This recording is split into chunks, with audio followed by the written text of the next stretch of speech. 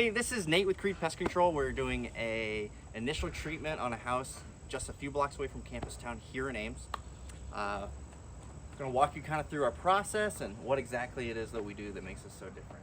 Yeah, so this moisture down here can be indicative of carpenter ant activity. You find moist, soft wood that pulls away just like that. It's attracting carpenter ants. It's where they want to live, where we want a nice dry place. They want places with lots of moisture in it. So you get something like this. This is just a hotbed for pest activity. What do you need to live? You need moisture. You need shelter underneath the siding there. Plenty of little places to get in and hide. So we always make sure you have a good downspout going off to a neutral place in the yard. And that there's some elevation so still water doesn't spawn mosquitoes or attract any sort of pest like that. So I came out here to take a look. My first instinct was, oh, well, there's probably some landscaping features or something underneath here that they're colonizing underneath and using to get into the house. Nothing super apparent, right? But that doesn't mean it doesn't exist. You've got a landscaping paver, a brick, right? That's a bit higher than the rest. Why is that? What's underneath there? You've got one lower right here, which means dirt's been removed. Now that could just be elements, but as we're seeing ants on the inside and loose dirt and stuff all along here, the story says ants are underneath. So we've got ourselves some wasps and a wasp nest tucked up underneath the flashing right there. It's kind of hard to see. They're pretty good at being stealthy. So what we're going to do is we're going to take this product. This is a long-lasting hydrophobic dust, and it will sit up there during rain or whatever. We're going to apply it directly to the nest up there. And the idea is that wasps foraging throughout the day are going to come back to the hive and pick up these little residual dust products, and it's going to kill them. It's going to take care of them. So rather than remove the wasps' nest, we're going to just use it as a way to poison them.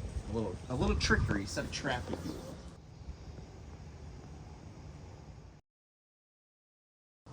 So when we're doing a routine inspection, a free estimate for your house, something we like to look at is mice, right? Mice will take this utility penetration that enters your home naturally and try and find weak spots in and around plumbing, electrical boxes, gas lines, and things like that, where entry points could be relevant. And all you got to do to find those is put your pinky in there. If your pinky fits, a mouse can fit. Windows, when we look at windows, insects and things love to get in windows.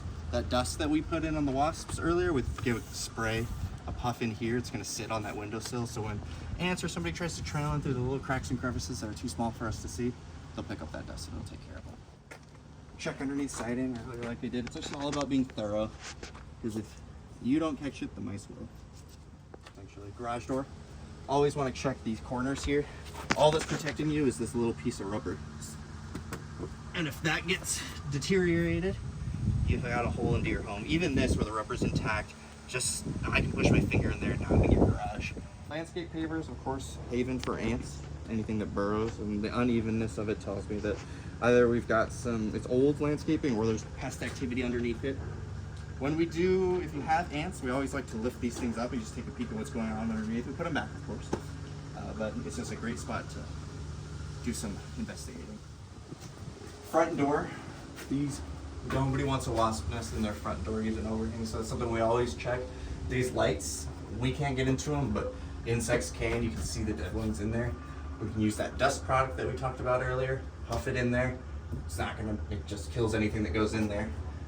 Spider webs and wasps, mud daubers would love these little cracks and crevices in this brick style wall here. Hostas, they're an ornamental shade plant. What's on the bottom of these leaves? Moisture, sunlight, or lack of sunlight, I apologize. So what's on the bottom of these leaves? Moisture and the lack of direct sunlight. So it's a nice, especially with now a nice humid environment, mosquitoes will come in, land on here and lay their eggs. You're not seeing them, you're looking at the top of your lovely hostas. And then over time, a couple days, you come out to look at your hostas and oh no, all those eggs have hatched and you're getting eaten up. At Creed Pest Control, we can stop that. We have a fogging machine. We handheld the fogger device. We run through the bottom of these and we lay the product on the bottom of the leaves where the mosquitoes are landing to lay those eggs, and it stops them from doing that. We both have pets and kids, and we don't want to put anything in your house that we're not putting in our house. So with box out windows, ants love these. They'll love to just scurry up the sides here, and then there's so many cracks and crevices that they can enter from. This house, pretty good. hasn't been hit by it yet. I say yet because it's just a matter of time before some ants find a way in your home from this. So we treat with that perimeter treatment. I'm making sure to treat on the bottom of this as well, where those ants are going to trail up into.